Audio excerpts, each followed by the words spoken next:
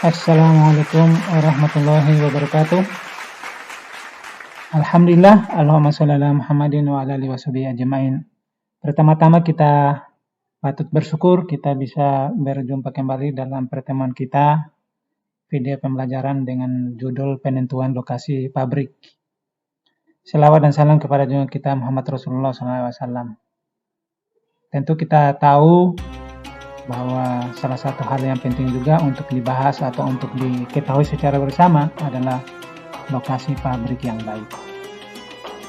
Nah, pemilihan lokasi pabrik merupakan salah satu hal yang penting, terutama ketika kita melakukan perencanaan di mana kita akan meletakkan pabrik tersebut guna melakukan usaha produksi barang maupun juga jasa. Tentu harus dilakukan dengan baik karena untuk menentukan lokasi pabrik itu yang baik adalah tentu harus memperhatikan terutama bagaimana meningkatkan kualitas dari pelayanan yang diberikan oleh pabrik. Lanjut, pertimbangan yang perlu kita buat adalah dalam menentukan lokasi pabrik itu yaitu bahan baku di mana itu bersumber, kemudian pemasaran di mana akan dipasarkan, tenaga kerja di mana tenaga kerja itu akan didapatkan dan bagaimana kualifikasi tenaga kerja tersebut. Dan ini juga tentu akan terkait dengan upaya menjaga agar penyaluran bahan baku bagi usaha produksi tersebut bisa terus-menerus ada dengan harga yang dapat dijangkau dan transportasi yang bisa dicapai dengan harga yang rendah. Oleh karena itu, maka perlu dilakukan berbagai pertimbangan di dalam menentukan bagaimana caranya produksi atau penempatan produksi terutama pabrik bisa mendukung jaringan distribusi sehingga produk yang dihasilkan itu bisa cepat sampai ke pasar. Jadi ada beberapa alternatif yang perlu kita pertimbangkan di dalam memilih lokasi. Yang pertama, apakah kita mau berpindah lokasi tersebut, mau pindah atau cukup dengan memperluas lokasi yang ada dengan menambah fasilitas di lokasi tersebut atau menambah fasilitas di tempat yang lain, atau juga perlu mempertimbangkan bahwa untuk menambah lokasi ya, maka menutup lokasi yang lama karena lokasi yang lama barangkali dianggap sudah tidak produktif. Nah, kenapa perlu penentuan lokasi? Pertama, karena ada perluasan pabrik. Bagaimana kalau lokasi di tengah-tengah penduduk yang ramai, pemukiman, maka untuk melakukan perluasan pabrik di tempat yang sama kemungkinan mengalami kendala. Atau pemecahan pabrik ke dalam sentral-sentral unit kerja. Maka harus dipertimbangkan bahwa pemecahan tersebut bisa berjalan efektif dan bisa mengurangi anggaran. Serta mempertimbangkan juga penentuannya itu adalah pada faktor-faktor ekonomis seperti bagaimana perubahan pasar, penyediaan tenaga kerja, dan seterusnya. Apalagi di zaman sekarang pasar sudah beda dengan yang sebelum-sebelumnya. Kalau sebelum-sebelumnya pasar itu adalah ada lokasinya, kita bertemu sekarang ini malah sudah kecenderungan pasar digital.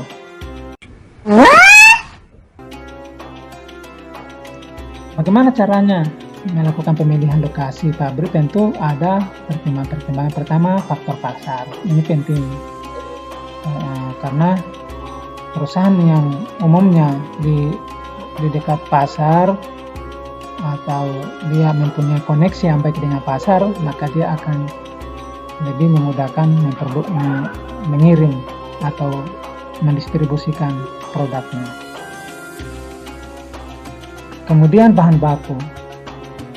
Nah, kalau perusahaan jasa itu tidak menyediakan bahan baku, tidak membutuhkan bahan baku, tetapi perusahaan manufaktur didirikan perlu mempertimbangkan di mana perusahaan tersebut dekat dengan bahan baku. Misalnya kalau perusahaan pengolahan kayu, tentu harus bisa dijamin bahwa dia bisa memperoleh bahan baku kayu tersebut dengan bagus.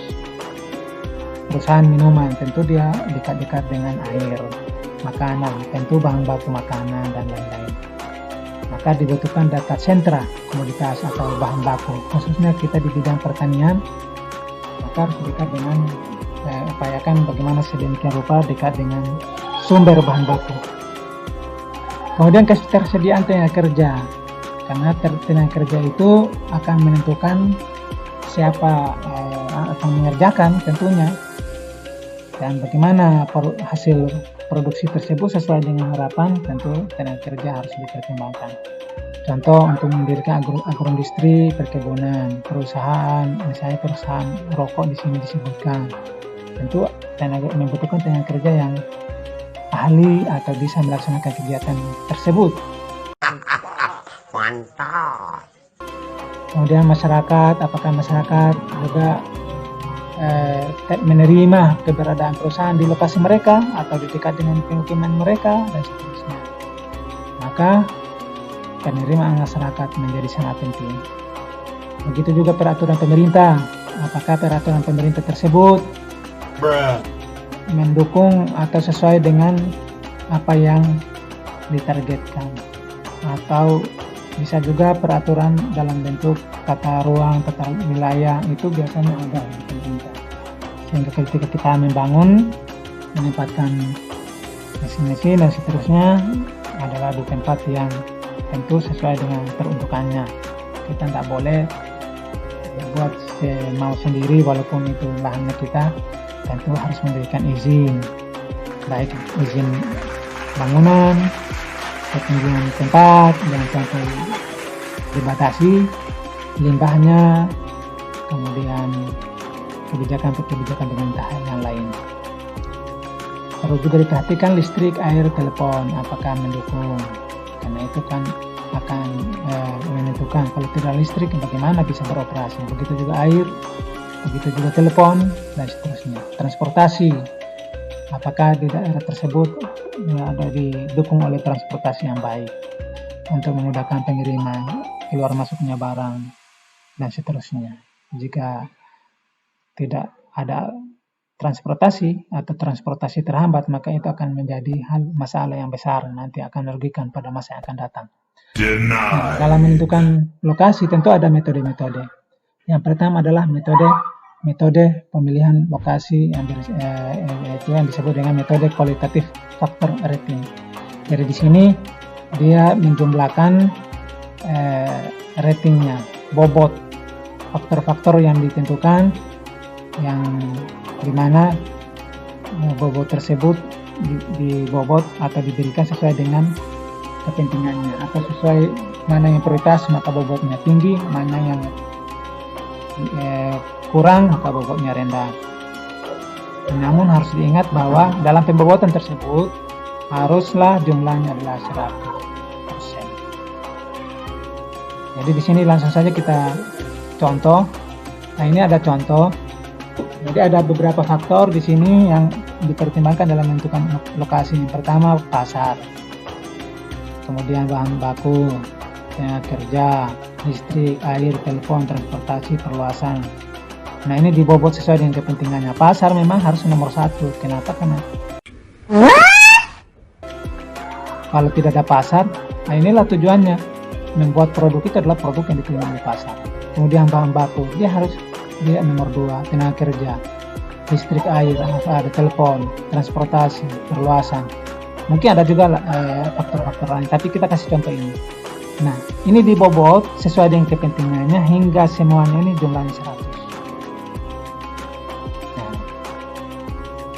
Nah, kemudian setelah itu ditentukan lokasi di sini ada dua alternatif lokasi. Ada lokasi 1 dan lokasi 2. Untuk pasar pada lokasi 1, dia nilainya 100. Artinya pasar itu mendukung. Boleh dikata pasarnya sangat bagus. Bahan baku nilainya 90. Nah, tenaga kerja nilainya 100, artinya tenaga kerja ini mendukung. Listrik, air melimpah. Telepon bisa ada. Transportasi bagus. Perluasan mendukung. Itu di lokasi A. Kemudian di lokasi B.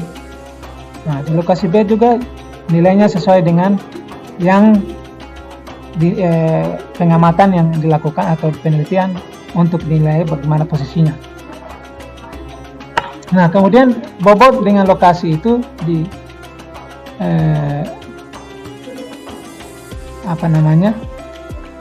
bobot dikalikan dengan nilai yang diberikan, sehingga di sini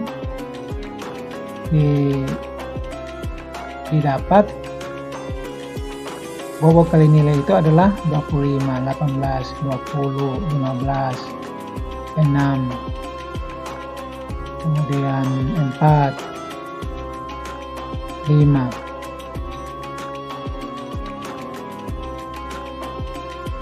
Di sini juga dikalikan sehingga totalnya adalah 90. Nah, dari sini bisa kita lihat bahwa nilai yang lebih baik adalah 93 dibanding dengan lokasi yang lain. 93 ini berada di lokasi yang lokasi 1, sehingga yang dipilih adalah lokasi 1. Lanjut. Kemudian analisis ekonomi. Di sini mempertimbangkan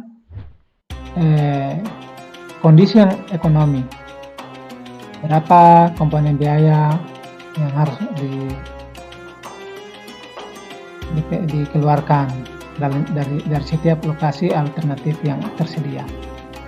Misalnya untuk tenaga kerja, di manakah tenaga kerja yang memberikan upah paling murah.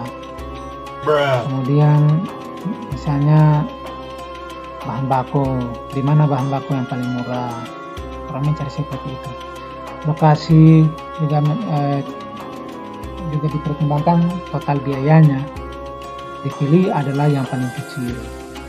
Jadi semua biaya-biaya di lokasi-lokasi itu dipertimbangkan sedemikian rupa, kemudian dibandingkan. Kalau lokasi A totalnya biaya sekian, lokasi B sekian, maka dipilih yang tertinggi, yang terendah. Kemudian volume biaya tergantung kepada metode ini, tergantung kepada volume produksi yang akan dihasilkan. Yang secara ekonomi akan berdampak pada biaya produksi variabelnya. Nah, ini contohnya. Di sini biaya tetap, biaya variabel, dan biaya tetap harus dimengerti. Ini silakan dipelajari apa itu biaya tetap, apa itu biaya variabel, apa itu biaya total. Biaya tetap itu biaya yang akan dikeluarkan berapapun produksi yang dihasilkan. Sementara biaya variabel ini adalah biaya yang dikeluarkan di mana biaya tersebut mempengaruhi jumlah produksi yang nilainya satuannya biasanya berubah-berubah sesuai dengan produksi yang direncanakan. Sementara biaya total biaya adalah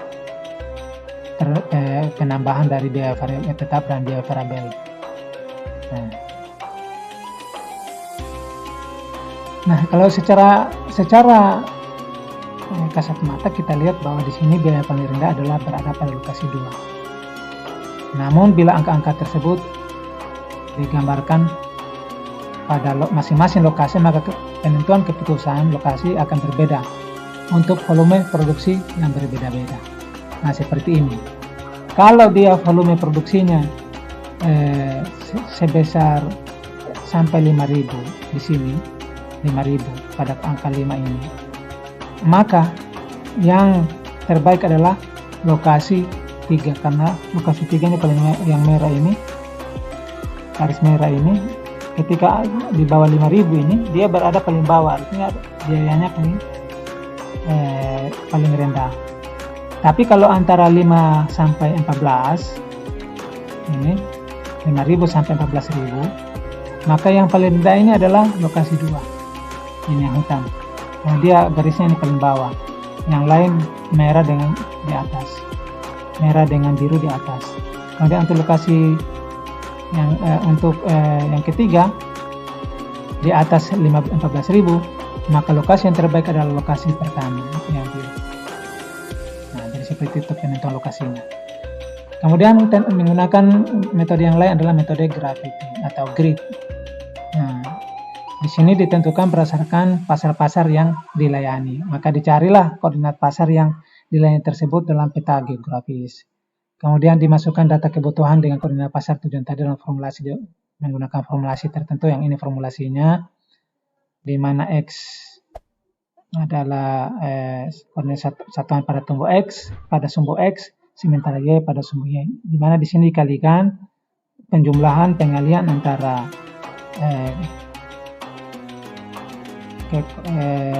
koordinat suatu tempat pada sumbu Y dengan kebutuhan produksi di lokasi tersebut dibagi dengan jumlah kebutuhan produksi suatu lokasi.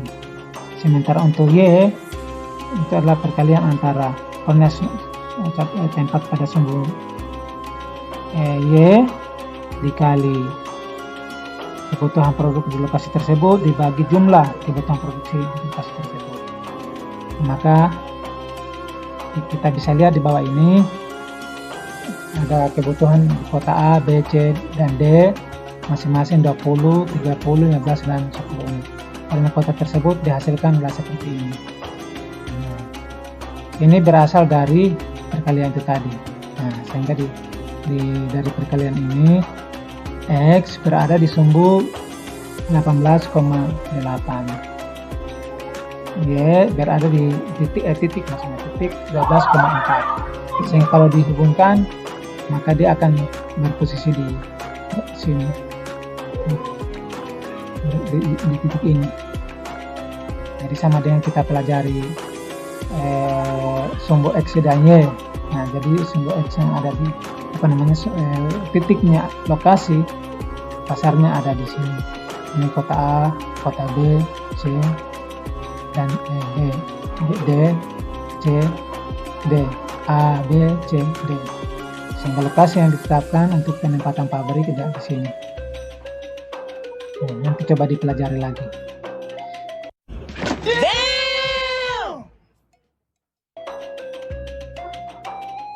Nah, setelah lokasi dipilih, maka tentu akan menentukan bagaimana akan didirikan pabriknya.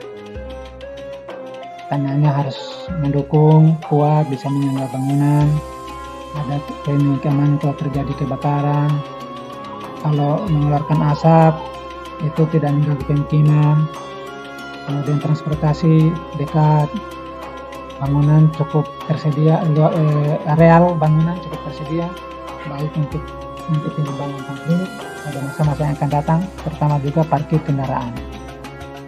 Nah, tentu ada layout tata letak. Nah, itu mengikuti bagaimana mesin diletakkan, material, kemudian personil, fasilitas pelayanan, dan lain.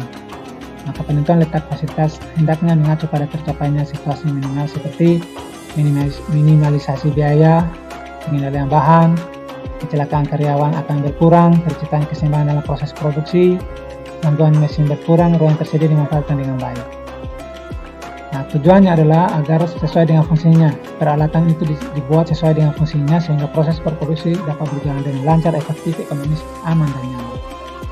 Maka perlu dilakukan sebelum menyusun layout itu posisinya, bagaimana penempatan peralatan, pabrik, dan seterusnya itu.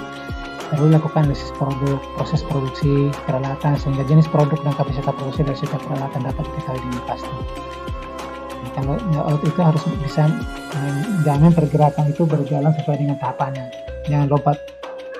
Istilahnya kalau kita nomor harus sudah mulai nomor 1, apa yang dipilihkan nomor 2 sampai terakhir. Jangan lompat, ada nomor 1, lompat nomor 3, balik lagi nomor 2. Nah, itu tidak efektif nanti.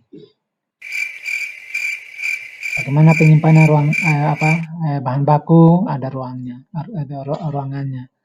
Persiapan, ruang produksi, ruang pengemasan, ruang penyimpanan produk, ruang administrasi, itu harus ditata sehingga dia membentuk layout yang seperti ini contoh. Nah, ini dia berurut.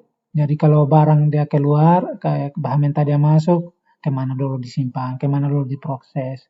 Dan setelah diproses, kemana lagi dibawa. Kemudian sampai pada tahap produksi. Barangkali ini, terima kasih atas perhatiannya. Assalamualaikum warahmatullahi wabarakatuh.